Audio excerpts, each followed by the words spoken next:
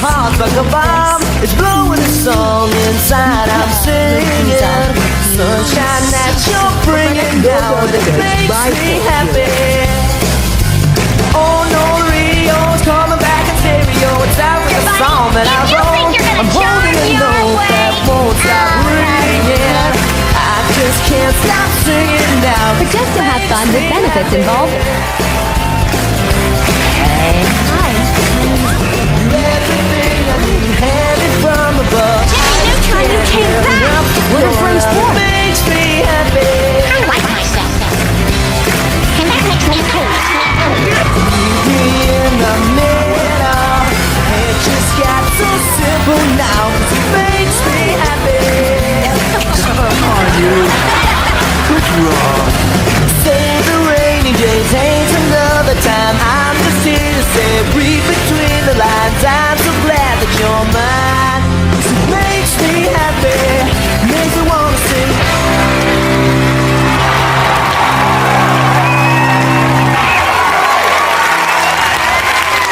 Welcome to Relationship School. I am your Professor Porky Pig, and on today's episode we are going to talk about how find your partner. You see, gentlemen, we all want somebody.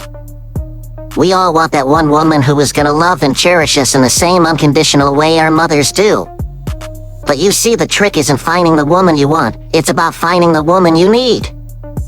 No matter how successful, established, self-made or self-motivated you are, the woman that's by your side can surprisingly have you look and view life in a different light. First things first, the woman you need is honest with you, knowing you lack certain qualities such as emotional intelligence, emotional maturity, sexual intelligence, anger management control, or even troubles with beating an addiction based off all the battles and challenges you had to overcome on your own. Now I get it. For the men who didn't have a woman while they was building, but when you started leveling up and gaining better status, women came from left and right and mentally it turned you off every single time. It would honestly turn me off as well. But always remember, there's always a positive asset any woman can add into your life, such as helping you practice managing your anger by purposely irritating you, helping you control emotions whenever your feelings are hurt. Those women do still exist, but the trick is, you won't find those women by looking up status, you'll find those women by understanding character. Meaning, instead of judging the book by its cover, there's no shame in practice reading that book, especially if the book is incomplete. The same way how it turned men off when women starts liking them when they level up, it can also turn women after if you try to date them after they level up. So now that we established that, let's look at positive assets that you would want to look for in a woman. You got some good points, Porky. The woman that God wants you with might be someone you would have never thought of. That's normal. The assets you should want to look for is a woman who values your character over your status. Because it's the same unconditional trait you received from both your mother and grandmother. You see, once that times comes where you have to say goodbye, it'll mentally and spiritually make you feel good to know that you've chosen someone who gives you that same love and respect that both your mother and grandmother did once before.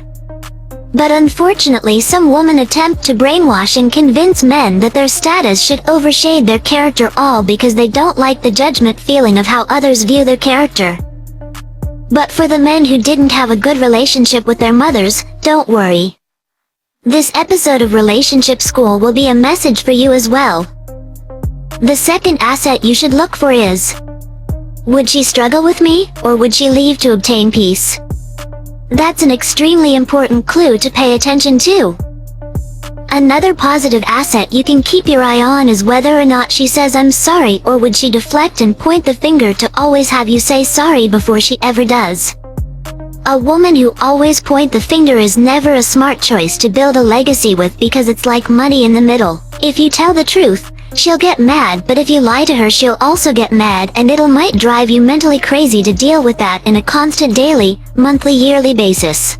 Well, Jimmy wasn't the perfect boyfriend, but he had a few things that I wanted.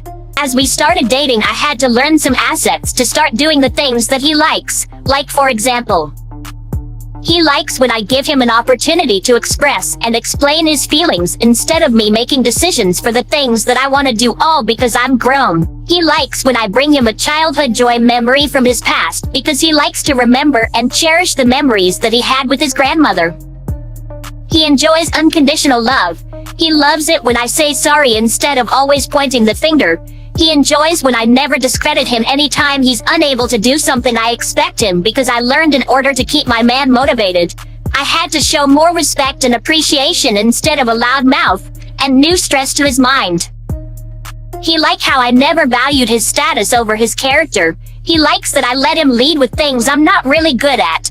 But most importantly, my man really loves how I never spit something very personal in his face just to win an argument. But it took some time to understand Jimmy, and once I did, I realized that being girlfriend and wife isn't so bad.